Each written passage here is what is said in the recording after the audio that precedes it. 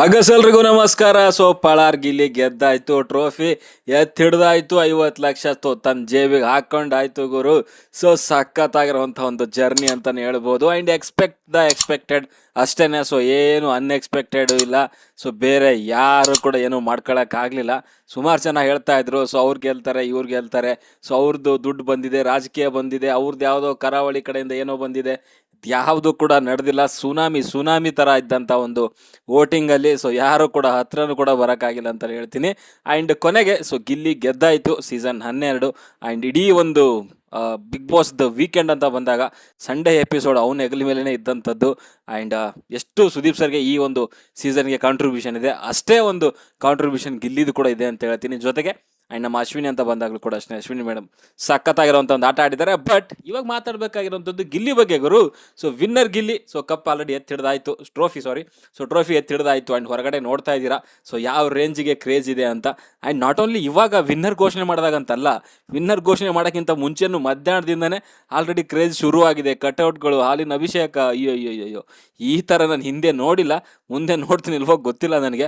ಆ ರೇಂಜಿಗೆ ಕ್ರೇಜ್ ಇರೋವಂಥದ್ದು ತಡೆಯೋಕ್ಕಾಗಲ್ಲ ಗುರು. ಯಾವ ಒಂದು ಏನಂತಾರಲ್ಲ ಅದಕ್ಕೆ ಏನು ತಡೆಯೋಕ್ಕಾಗಲ್ಲ. ಯಾವ ಒಂದು ಏನದು PR ಗಳಾಗಿರ್ಬೋದು, ಸೊ ರಾಜಕೀಯ ವ್ಯಕ್ತಿಗಳು ಅವರು ಇವರು ಏನೇನೋ ಬಂದು ಮಾಡ್ತಿದ್ದಾರೆ, ಗಿಮಿಕ್ ಮಾಡ್ತಿದ್ದಾರೆ ಅಂತ ಹೇಳ್ತಿದ್ರಲ್ವಾ, ಅದ್ಯಾವುದು ಕೂಡ ತಡೆಯೋಕ್ಕಾಗಲ್ಲ. ಬಿಕಾಸ್ ಆಫ್ ಆ ರೇಂಜಿಗೆ ಸುನಾಮಿ ಥರ ವೋಟ್ಗಳು ಬರ್ತಿದೆ, ಫ್ಯಾಮಿಲಿ ಆಡಿಯನ್ಸ್ಗಳು ಇಷ್ಟಪಟ್ಟಿದ್ದಾರೆ. ಸೊ ಅದಕ್ಕೋಸ್ಕರನೇ ಗಿಲ್ಲಿ ಬಿಟ್ಟು ಬೇರೆಯವರು ಈ ಒಂದು ಸೀಸನಲ್ಲಿ ಡಿಸರ್ವಿಂಗ್ ಕ್ಯಾಂಡಿಡೇಟ್ ಇಲ್ವೇ ಇಲ್ಲ.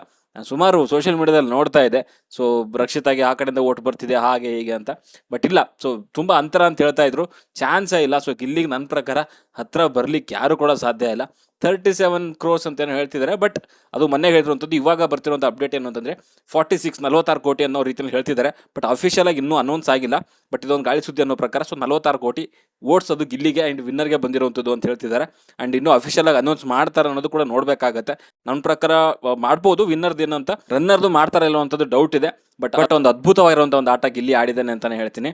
ಆ್ಯಂಡ್ ಸೊ ಇಡೀ ಸೀಸನ್ ಅಂತ ಬಂದಾಗ ನನಗೆ ಕಾಣಿಸೋದೇ 2 ತಲೆಗಳು, ಒಂದು ಅಶ್ವಿನಿ, ಇನ್ನೊಂದು ಗಿಲ್ಲಿ. ಸೊ ಅವರಿಬ್ಬರು ಒಂದು ಇಡೀ ಒಂದು ಸೀಸನ್ನ ತಮ್ಮ ಒಂದು ಹೆಗಲ ಮೇಲೆ ತೊಗೊಂಡು ಬಂದಿದ್ದಾರೆ ಅಂತಲೇ ಹೇಳ್ಬೋದು. ನೆಗೆಟಿವ್ ಆರ್ ಪಾಸಿಟಿವ್, ಸೊ ಜನರ ಒಂದು ಅಟೆನ್ಷನ್ ಕ್ರಿಯೇಟ್ ಮಾಡಲಿಕ್ಕೆ ಸೊ ಅವರಿಬ್ಬರೇ ಮುಖ್ಯ ಕಾರಣ ಆಗಿರುವಂಥದ್ದು. ಆ್ಯಂಡ್ ನನ್ನ ಪ್ರಕಾರ ಸೊ ಗಿಲ್ಲಿ ಅದರಲ್ಲಿ ಟಾಪಲ್ಲಿ ನಿಂತ್ಕೊತಾನೆ ಬಿಕಾಸ್ ಆಫ್ ಅವನ ಒಂದು ಕಾಮಿಡಿ ಟೈಮಿಂಗು. ಆ್ಯಂಡ್ ಸೊ ಜನರ ಒಂದು ನಾಡಿ ಮಿಡಿತ ಏನು ಅವ್ನು ಹಿಡ್ಕೊಂಡಿದ್ದ, ಸೊ ಅದನ್ನು ಸರಿಯಾಗಿ ಹಿಡ್ಕೊಂಡಿದ್ದೆ ಅಂತಲೇ ಹೇಳ್ಬೋದು. ಆ್ಯಂಡ್ ಸೊ ಅವ್ನು ಗೆದ್ದಿದ್ದಾನೆ ಇವಾಗ. ಆ್ಯಂಡ್ ರನ್ನರ್ ಆಗಿ ಸೊ ರಕ್ಷಿತಾ ಅವ್ರು ಬಂದಿದ್ದಾರೆ ಅಗೇನ್. ಸೊ ರಕ್ಷಿತಾ ಈ ಒಂದು ಸ್ಥಾನಕ್ಕೆ ಬರಲಿಕ್ಕೆ ಮನೆಯವರ ಕಾಂಟ್ರಿಬ್ಯೂಷನ್ ಸಿಕ್ಕಾಪಟ್ಟ ಇದೆ. ಒಂದು ನಾನು ಮೊದಲಿಗೆ ಮಾತಾಡಬೇಕು ಅಂತಂದರೆ ಅವರ ಒಂದು ಕ್ಯಾರೆಕ್ಟರ್ ಮೀನ್ಸ್ ಅದೊಂದು ಒಂಥರ ಇದೆ, ವಿಚಿತ್ರವಾಗಿರೋಂಥ ಕ್ಯಾರೆಕ್ಟರ್. ಒಂದು ಕನ್ನಡ ಸರಿಯಾಗಿ ಮಾತಾಡದೆ ಬರೋವಂಥದ್ದು, ಆಮೇಲೆ ಸೊ ತಪ್ಪಾಗಿ ಮಾತಾಡುವಂಥದ್ದು, ಅದು ಜನಗಳಿಗೆ ಇಷ್ಟ ಆಗಿದೆ. ಸೊ ರೀಲ್ಸಲ್ಲಿ ನೋಡಬೇಕಾದ್ರೆ ಅದು ಸ್ವಲ್ಪ ಕಾಮಿಡಿಯಾಗಿ ಅನ್ಸೋದು, ಸುಮಾರು ಜನ ಟ್ರೋಲ್ ಮಾಡೋರು ಎಲ್ಲ ಮಾಡೋರು. ಅದಾದಮೇಲೆ ಸೊ ಹೊರಗಡೆಗೆ ಏನು ಮತ್ತೆ ತಿರ್ಗಾ ಒಳಗಡೆ ಫಸ್ಟ್ ಬಿಗ್ ಬಾಸ್ ಮನೆ ಒಳಗಡೆ ಕರೆಸಿ ಸೊ ಫಸ್ಟ್ ಡೇನೇ ಆಚೆ ಕಳಿಸ್ತಾರೆ ನೋಡಿ.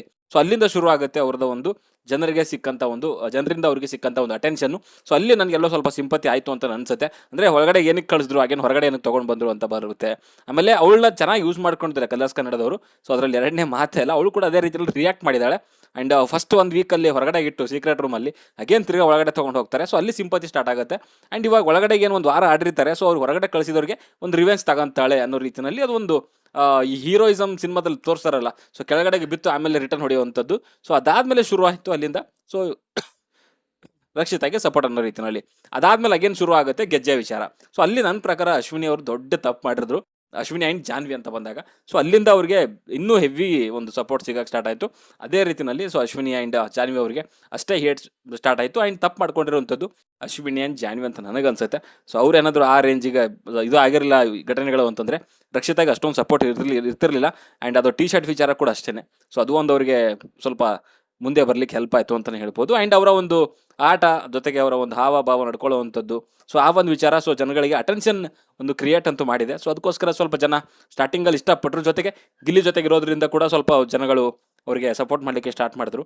ಆ್ಯಂಡ್ ಸೊ ಅದಕ್ಕೋಸ್ಕರ ಇವಾಗ ವೋಟ್ ಅಂತ ವಿಚಾರ ಬಂದಾಗ ಸೊ ರಕ್ಷಿತಾ 2ನೇ ಸ್ಥಾನದಲ್ಲಿ ಇದ್ದಾರೆ. ಆ್ಯಂಡ್ 3ನೇ ಸ್ಥಾನದಲ್ಲಿ ನಮ್ಮ ಅಶ್ವಿನಿ ಗೌಡ ಅವರು. ಸೊ ಅಶ್ವಿನಿ ಗೌಡ ಅವರು ಅದೇ ಸೊ ಒಂದು ಕಾಂಟ್ರಿಬ್ಯೂಷನ್ ಅಂತ ಬಂದಾಗ ಗಿಲ್ಲಿದೆಷ್ಟು ಇದೆ. ಸೊ ಅದ್ರ ಜೊತೆಗೆ ನಮ್ಮ ಅಶ್ವಿನಿ ಅವ್ರದ್ದು ಕೂಡ ಇದೆ ಅಂತಲೇ ಹೇಳ್ಬೋದು.